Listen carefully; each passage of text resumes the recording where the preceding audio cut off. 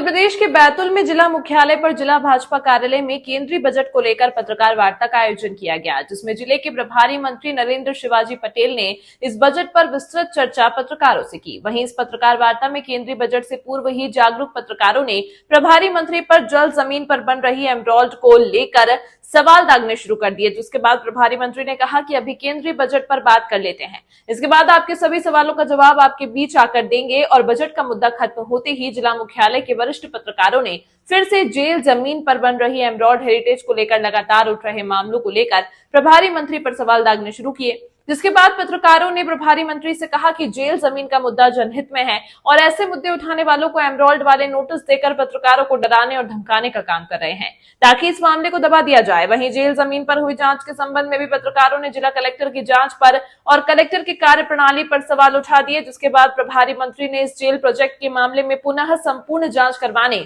और पत्रकारों को डराने और मानहानि की धमकी देने वालों के खिलाफ कड़ी कार्रवाई की बात कही।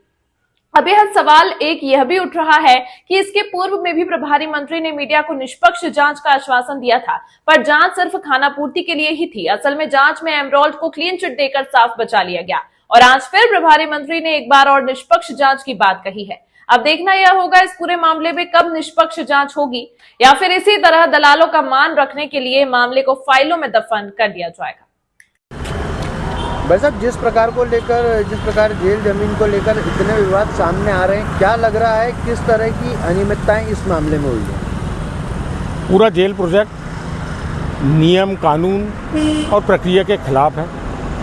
जिस पुनः घनत्वीकरण नीति 2016 में इस जेल प्रोजेक्ट में ज़मीनों का बंदर बांट की गई, उसमें ही स्पष्ट रूप से लिखा है कि शहरी क्षेत्र की ज़मीन लेने के बदले ग्रामीण क्षेत्र में किसी तरह का कोई निर्माण या आवंटन नहीं होगा।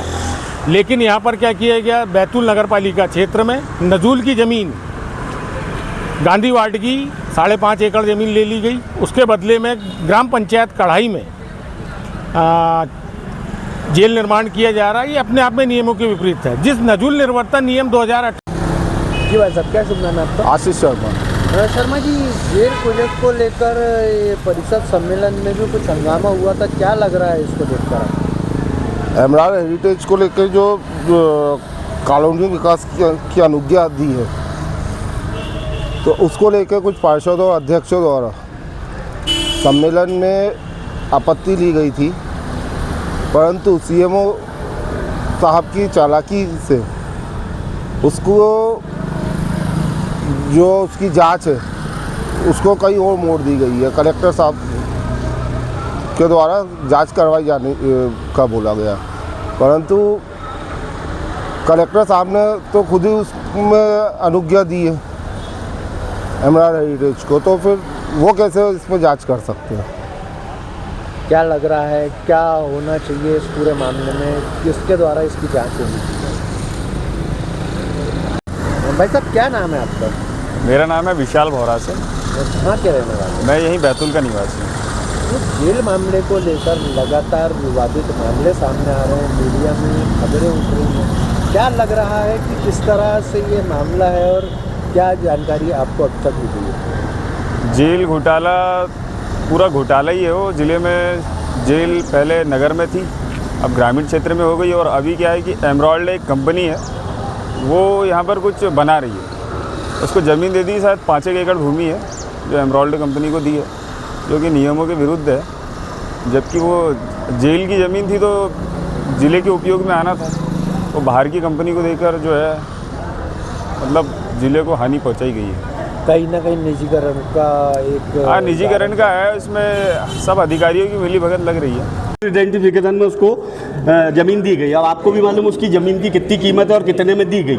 अच्छा, जिस समय पे दी जाती थी उसके 5 साल बाद उसकी रजिस्ट्री हुई, तो जो रेवेन्यू का लॉस हुआ गवर्नमेंट का वो भी अपनी जगह है। दूसरी बात, उसमें तमाम शुल्क पूरा नहीं भरना है, आश्रय शुल्क नहीं भरा। 9,200 स्क्वायर फीट में उनकी रजिस्ट्री हुई है और निर्माण कर रहे हो 22,900 स्क्वायर मीटर में। ठीक है सर, जो आवंटन तो हुआ है उससे अतिरिक्त नहीं, तमाम शिकायतें भी हो रही हैं साहब, लेकिन जांच नहीं हो रही ठीक से। कैसे अधिकारी बैतूल में आके बैठते हैं कि जेल बना रहे हैं आप नया जाने का रास्ते वाला ये बहुत दूसरा क्या हो रहा है, इम्पोर्टेंट कलेक्टर साहब सारी एनओसी दे रहे हैं, जांच तो कर लें, आपत्तियों का निराकरण और तो कर मुझे लें। ऐसा लगता है बैतूल कलेक्टर जो है और वो ज्यादातर एमराइट की वो कर रहा है, शासन के प्रति नहीं उसके जो बाबत पत्रकार खबरें छाप रहे हैं, जो शिकायत करता है, उनके खिलाफ धमकी दी जा रही है, एफआईआर कराएंगे, नोटिस दिए जा रहे हैं उनको। मतलब क्या कर रहे हैं बैतूल कलेक्टर आके यहाँ? तथ्यात्मक खबर छापेंगे किसी के खिलाफ नहीं होता तो नहीं, लेकिन ये बकलोली भी नहीं करना चाहिए ना साहब। 6-9 विभागों को जांच के लिए अधिकृत किया गया था। जब मैंने आरटीआई में जानकारी मांगी तो टीएनसी जो अपना नगरीय नियोग ग्रामीण नियोग उसने साफ लिख के दिया कि मैंने कोई जांच नहीं की। फॉरेस्ट से मैंने जब पूछा, फॉरेस्ट ने कहा कि मैंने कोई जांच नहीं की। तो मुझे समझ में नहीं आ रहा कि जब कलेक्टर ने 9 विभाग को अधिकृत किया था और 9 विभाग से मैंने आरटीआई में जानकारी मांगी, 2 विभाग ने लिख के, 6 विभाग 7 विभाग लिख के दे नहीं रहे। जब जांच हुई नहीं है तो एनओसी कैसे दे दी? और एनओसी का बहाना लेके वो आदमी मीडिया को डरा धमकर नोएडा से बोला मानहानि के दावे करेंगे कि अरे बैतूल में आप काम कर रहे हैं। कोर्ट के वकील के नोटिस दिलवा रहे, हम लोग डरते नहीं, हमारे में हम सब लड़के लोग संभाल लेंगे।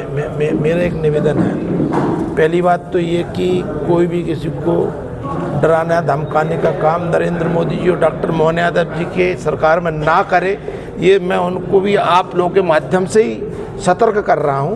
यदि वो किसी ने भी ऐसा काम करने की कोशिश की तो उसको दुष्परिणाम भोगने पड़ेंगे। पहली बात तो एक तो आप लोग स्वतंत्रता पूर्वक अपना काम करें।